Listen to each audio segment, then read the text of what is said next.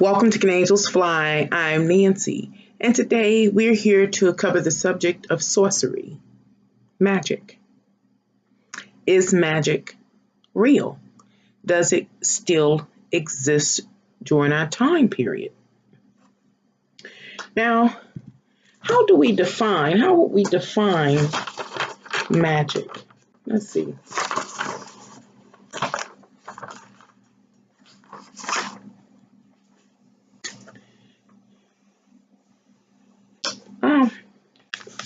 I guess I just was not happy with anything I wrote, of course. Okay. What is magic? The art of producing a desired effect or result through the use of incantation or various other techniques that presumably assure human control of supernatural agencies or the forces of nature. Now, from that definition of what magic is, the word I like to look at now is incantation. Incantation, the chanting or uttering of words purporting to have magical powers. Now that was the definition of incantation. Now in that definition, there are two words that I want to define. And the first is utter. Utter is defined as to express oneself or itself, especially words, or to express by written or printed words.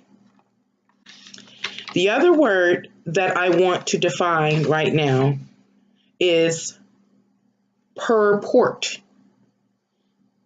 And purport is, give me a minute because I didn't like anything I wrote. And so I just tossed it to the side. But enough is enough. Purport, to present, especially deliberately, the appearance of being, profess or claim, often falsely. Another definition for purport is to convey to the mind as to meaning or thing intended, express, or imply. Does magic exist? Is sorcery still real? Does it exist? Because we know that the term sorcery, when we think about it, we think about the medieval times. We think about wizards and warlocks and witches and conjurers and things like that. Do they still exist now? Do the feats or tasks that they have performed in the past still exist now? Many of the terms I think throw us for a loop because they antiquated, they old, they no longer exist. But I'm here in this video to point out just how these sorcerers and witches and warlocks still exist and are still casting spells in this world like never before. We are aware that a lot of our entertainment has some power or many powers over others. Why? As you noticed in the title, which is Enchant One, Bewitch Many, that if a person is enchanted, and let's stop and define what it means to be enchanted. To subject to magical influence, to delight to a high degree. Now, I'm just going to focus on the entertainment industry, and I know I'm going to get a lot of lashback because people don't want to see. But I'm just going to take you on a journey to see if you'll ride the wave with me. And this journey merely exposes that sorcery and sorcerers and witches still exist and are more prevalent than they ever have been. And I'm going to try to show you just how the sorcerers, the witches, the conjurers, cast their spells on humanity to subject to magical influence. What kind of magical influence are we talking about? Well, we know one that really triggers us is money. And why is it that money triggers us? It is because we consciously know that if we possess money, we can buy any and everything that we need and all of what we want. Not only does money give us that freedom, money gives us power and respect. What was his name? Scarface. Money, power, and respect. First you get the money, then you get the power, then you know. So money is a tool, or in this case, a magical influence that enchants the holder. Not only does money enchant the holder, it permits them to buy all of their desires. The latest name brand, the best of this and the best of that, all the glitz, and end up looking like all the glamour. This ability to satisfy your desires and aims and passions and to display them outwardly is a magical influence. When people see you and you got money in this world today, they see you, you got money, and you dressing, and you famous, and everybody want to be you, you can be a witch or sorcerer.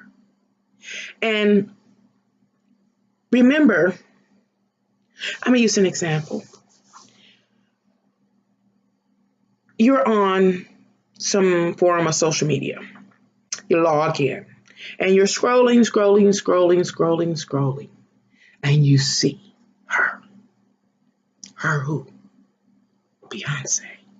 Just an example. You know, Beyonce fly. She fly all the time. She bronzed up, beautiful, shimmering and dripping with gold, etc., etc. And the caption in the feed that you're looking at reads, "You're a boy. You don't understand. You're just a boy. You don't understand." She's looking you directly in your eye, looking beautiful, like a goddess. She's serious and dripping with gold and tells you in words, incantation, "You're just a boy. You don't understand."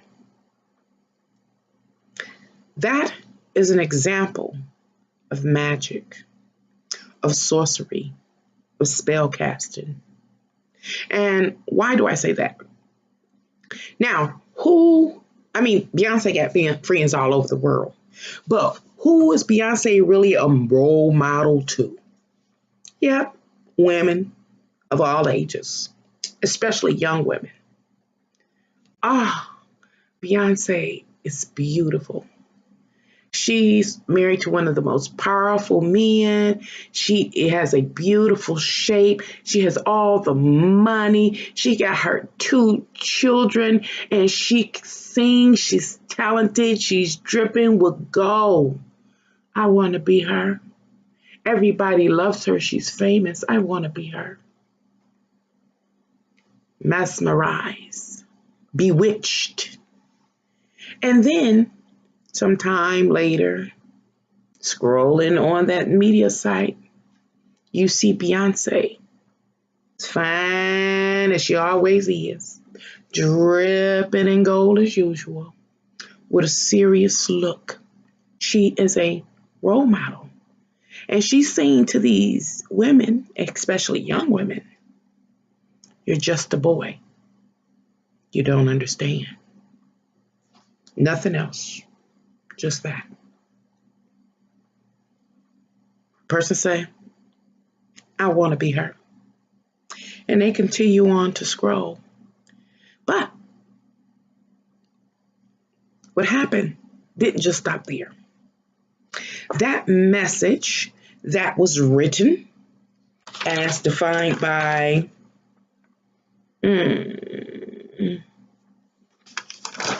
the her uttering and publishing, was uttered in printed word, purport, implied, often falsely, but yet, still and yet, applied, begins to work the magic in the psyche of the witness, the young lady. I'm just a boy, and I don't understand. Over time, the seed that was planted by this implied printed statement on the image of Beyonce, a role model, a goddess, begins to grow. And for many, it will become, it will grow into identity issues in these young women. Does magic exist? It only takes one to be enchanted. Enchantment today is easy to achieve. It is all about appearance and status and money and having the latest fashions and having the best boo, having the best job, wearing the best shoes, etc., etc. And then people want to be you. And once people want to be you or any other person, whatever that person says is an incantation. Whether those words are false or true, they began to work their magic, affecting a person on a psychological level. And what ends up doing is manifesting the implied or projected idea in that individual observer's life. Magic is real. Even the stores that we shop at, all of the advertisement, you need this, you need that, making it look so exciting. You already got something similar sitting right here, but oh, it looks fresh and good on the television during the commercial. Got to have it. That is a spell, and that spell plants a seed and begins to lead you to desire. And when the desire is initiated, it must be fulfilled. It's like a burning flame inside. It gets on your nerves, have you shaking and trembling and angry, and you become obsessive. So what do? we go out and partake into whatever we've been enticed with. How many things have you merely wanted on your own if you really stop and think about it?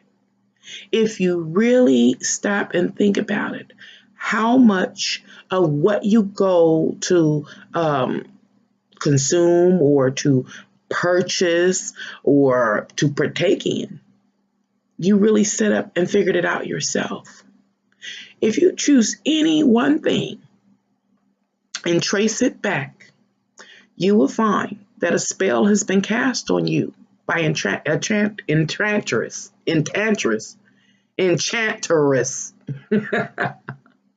or enchanter. And when you trace it back, try this just for the fun of it.